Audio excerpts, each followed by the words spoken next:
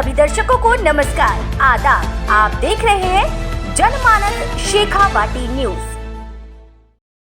नगर परिषद सभापति नगमा बानो को हाई कोर्ट से राहत मिलने के बाद आज वह मीडिया से रूबरू हुई और उन्होंने अभी तक उनके खिलाफ जो कार्रवाई हुई उसको राजनीति से प्रेरित करार दिया। उनका कहना था कि 60 में से 53 पार्षदों के बहुमत से वह सभापति बनी। वहीं विपक्षी पार्टी लोकसभा विधानसभा सभापति लगातार चुनाव हारती आई है। अब विधानसभा उपचुनाव सामने है तो उनके पास कोई मुद्दा नहीं था, जिसके चलते उनको लगा कि कुछ तो किया जाए और इसी के चलते पूरे घटनाक्रम को अंजाम दिया गया। लेकिन हाई कोर्ट ने दूध का दूध और पानी का पानी कर दिया। आपकी जानकारी के लिए बता दें कि डीएलबी द्वारा पद के दुरुपयोग मामले में सभापति को नोटिस जारी कर जवाब मांगा गया था, जिसके दो प्रमुख बिंदु थे। सभापति के ससुर तैयब अली द्वारा सरकारी गाड़ी का उपयोग, वहीं बगैर निर्माण स्वीकृति के चुरू रोड पर सड़क सीमा में कमर्शियल कॉम्प्लेक्स बनाने का भी इन पर आरोप था। इन्हीं दो बिंदुओं पर स्वायत्त शासन विभाग ने प्राथमिक दृष्टि से सभापति को आरोपी मानते हुए नोटिस जारी किया था। बता दें कि नगरीय विकास और स्वायत्त शासन मंत्री हाल ही में झुंझुनू जिले के सूरजगढ़ में दौरे पर आए थे। उन्होंने वहां पर बड़ा बयान दिया था, जिसमें कहा था कि सोमवार को जयपुर की मेयर के मामले में और झुंझुनू की नगर परिषद सभापति के मामले में आपको कार्रवाई देखने को मिलेगी। उसके बाद से ही कयास लगाए जा रहे थे कि झुंझुनू नगर परिषद सभापति पर भी निलंबन की तलवार लटक चुकी है। लेकिन झुंझुनू नगर परिषद सभापति नगमा बानो ने हाई कोर्ट की शरण ली और उन्हें हाई कोर्ट से राहत मिली। इसके बाद से ही आज मीडिया से वो रूबरू हो रही थी। उन्होंने कहा कि सत्ता परिवर्तन होते ही उनके खिलाफ जाल बिछा दिया गया और सरकार की इसके पीछे मंशा सही नहीं थी। इसके कारण ही उनको हाई कोर्ट में जाना पड़ा। नगमा बानो ने कहा कि हमारी हार हुई नहीं, उससे पहले ही विपक्षियों द्वारा जश्न मनाए जाने लगा। इससे तो लगता है कि हमारी हार के भी उनकी जीत से ज्यादा चर्चे रहे। नगमा बानो ने कहा कि सत्ता परिवर्तन होने के बाद अधिकारी और कर्मचारी भी दबाव में डरते हुए काम कर रहे हैं। वहीं झुंझुनू नगर परिषद में ऐसे लोगों का बोलबाला हो गया जिनका नगर परिषद से कोई लेना देना नहीं है। यहाँ पर उनका इशारा दलाल टाइप के लोगों की तरफ कहे तो भी अतिशयोक्ति नहीं होगी। वहीं आपको बता दें कि निलंबन की आशंकाओं के बीच भारतीय जनता पार्टी की तरफ से संभावित सभापति के नाम भी मीडिया के सामने आने लगे। इस सवाल के जवाब में नगर परिषद सभापति नगमा बानो ने मुस्कुराते हुए कहा कि उन सबको मेरा नमस्कार है। प्रेस वार्ता में कांग्रेस के कार्यकारी जिलाध्यक्ष खलील पुठाना, उपसभापति राकेश झाझड़िया, पार्षद प्रदीप सैनी सहित बड़ी संख्या में पार्षदगण एवं कांग्रेस के कार्यकर्ता और पदाधिकारी उपस्थित रहे।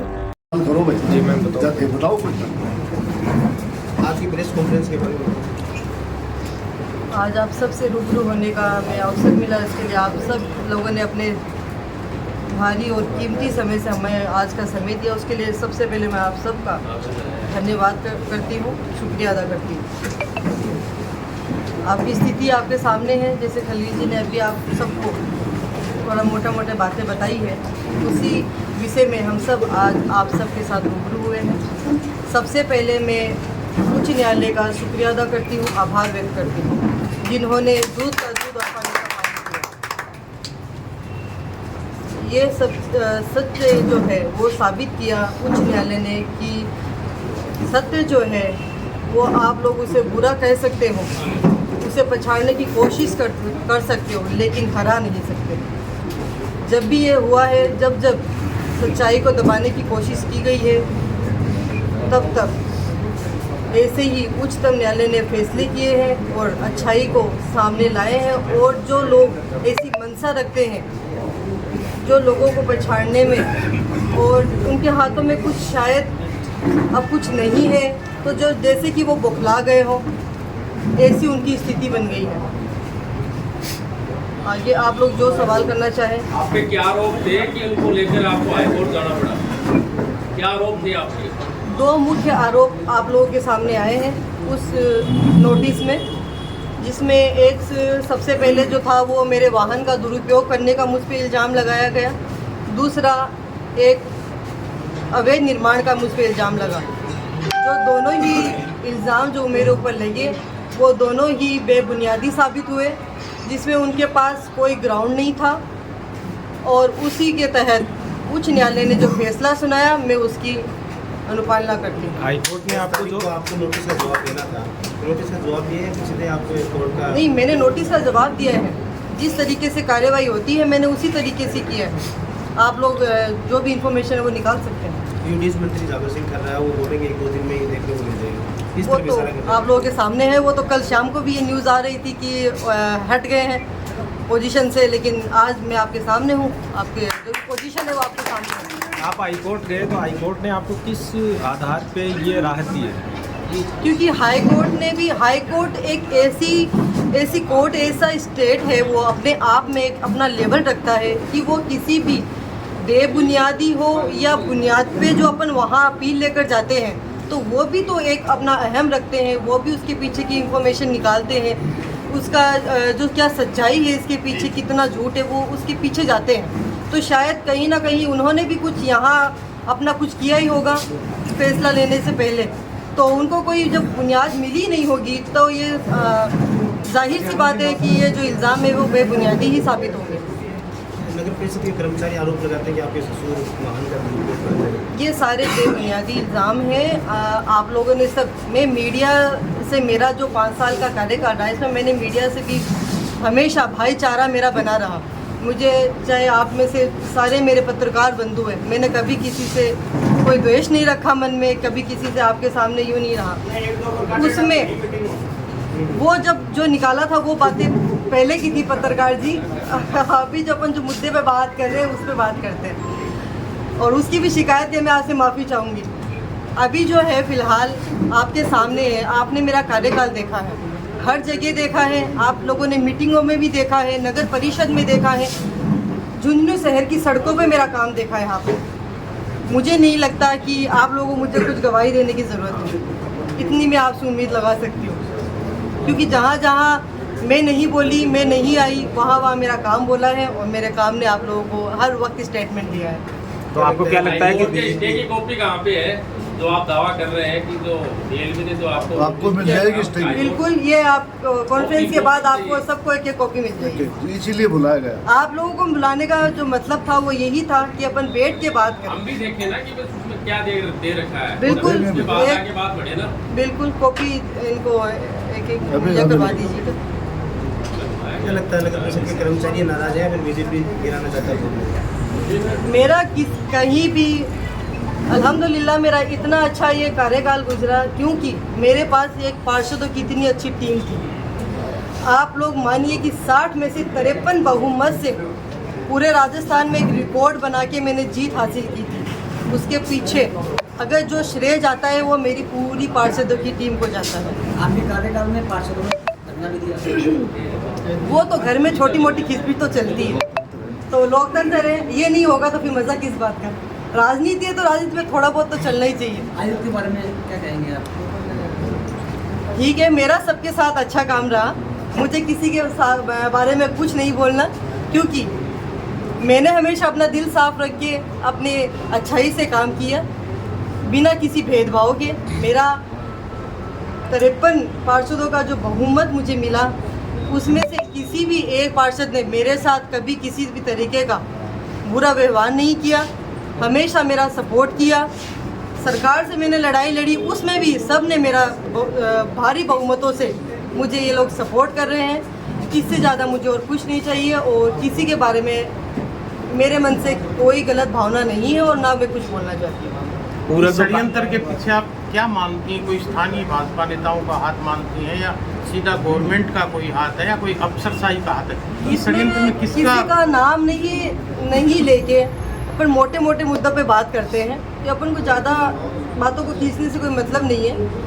उसमें मैं आप लोगों को एक बात बताना चाहूँगी कि आज से जैसे 4 साल पहले अपना काम बढ़िया तरीके से चला, अपन ने खूब विकास किया। जहाँ जहाँ विकास हुआ, जहाँ जहाँ लोकार्पण शिलान्यास हुए, आप लोग हमारे साथ रहे, आप लोगों ने पूरा सपोर्ट हमें किया। जैसे ही पिछले इन 9 महीनों में जिस तरीके से सत्ता परिवर्तन हुआ, उसके तुरंत बाद ये चीज़ें निकल के सामने आई। उसमें कुछ चीज़ें जो मोटा मोटी मैं आप लोगों को बता दूं, जो आप आज से 5 साल पहले झुंझुनू को देखते, एक भी सड़क पे आप पैदल चल के दिखा दो, एक भी सड़कों पे पैदल चल के दिखा देते। क्योंकि मैं झुंझुनू से ही हूँ, ये थोड़ी था कि मैं झुंझुनू से नहीं हूँ। मैंने झुंझुनू की स्थिति को बहुत पहले से देखती आई हूँ, लेकिन आज आपको झुंझुनू में बहुत सी ऐसी कम सड़कें, बहुत सी ऐसी कम गलियाँ मिलेगी जहाँ आपको कच्चा रास्ता मिलेगा।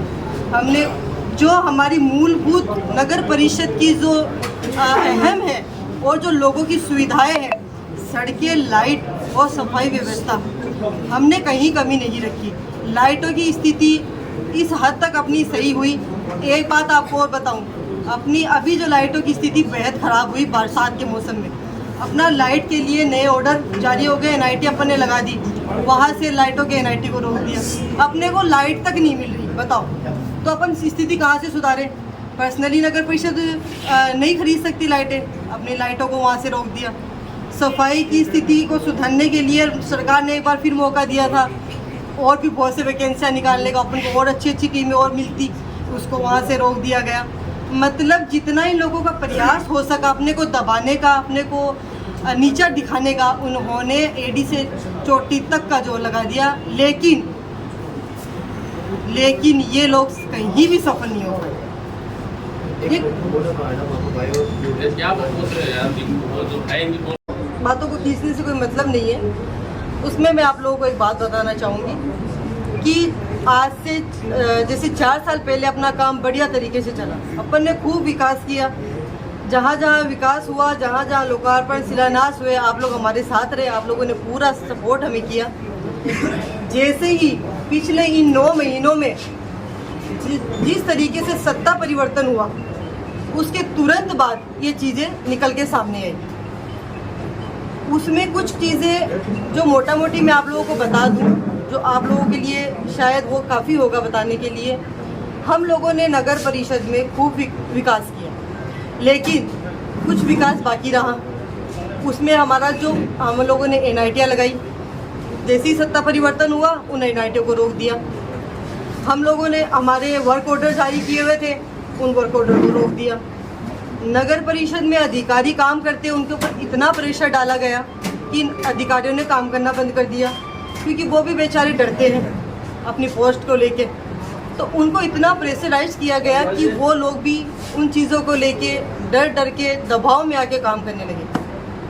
आपका मानना है कि राजनीतिक हस्तक्षेप हो रहा है बिल्कुल, अधिकारी और बाकी कुछ नहीं है। कुछ भी हमारा ना कहीं किसी पार्षद के साथ हमारा द्वेष रहा, ना हमारी पर्सनली लड़ाई है कि कोई पार्षद हमारे पीछे ये कर रहे हैं, ऐसा कुछ नहीं हुआ। बस चीज़ें जो है वो सामने आ रही है, वो इतना ही है। लोकसभा हारे, विधानसभा हारे, अब सभापति की सीट हारे। शुरू से लेके अब तक जो इनका एक मानस बन गया कि अब हार रहे हैं, अब करें क्या। आगे आने वाला वक्त उपचुनाव का आ रहा है, उनमें भी उनको थोड़ा बहुत तो कुछ चाहिए मिर्च मसाला, कि भैया अपन थोड़ी बहुत तो कोशिश करें आगे आने की। बस इसी को बेस बना के इन लोगों ने जो भी कार्यवाही इन लोगों ने अभी जो की है, वो उसी के बेसिस पे की है। अन्यथा मेरा किसी भी, चाहे वो भारतीय जनता पार्टी हो, चाहे मेरे निर्दलीय सदस्य हो, किसी के साथ मेरा किसी भी तरीके का द्वेष नहीं रहा। और सिर्फ यही इनकी सोच है कि किसी ना किसी तरीके से। और एक बात आप लोगों के सामने है कि अपन हारे नहीं, उससे पहले लोगों ने जीत की खुशियाँ मनाना शुरू कर दी। समझते हो? बिल्कुल। अपन हारे नहीं उससे पहले, तो मतलब उनकी जीत से ज़्यादा चर्चे तो हमारी हार के हो गए। ये भी हमारे लिए प्लस पॉइंट है, न कि माइनस पॉइंट रहा। अच्छी बात है, होना चाहिए। थोड़ा बहुत लोगों को पता भी तो चलना चाहिए कि अपने अंदर कुछ बात है। संभावित सभापतियों के नाम सामने आ गए, उस पर आपको क्या कहना था? हाथ जोड़ के नमस्कार उनको मेरा। कोई दिक्कत नहीं है, उनका मोस्ट वेलकम। आइए, क्या दिक्कत है। अभी तो बैठे हैं, कुर्सी छोड़ी नहीं है, आगे के आगे देखेंगे।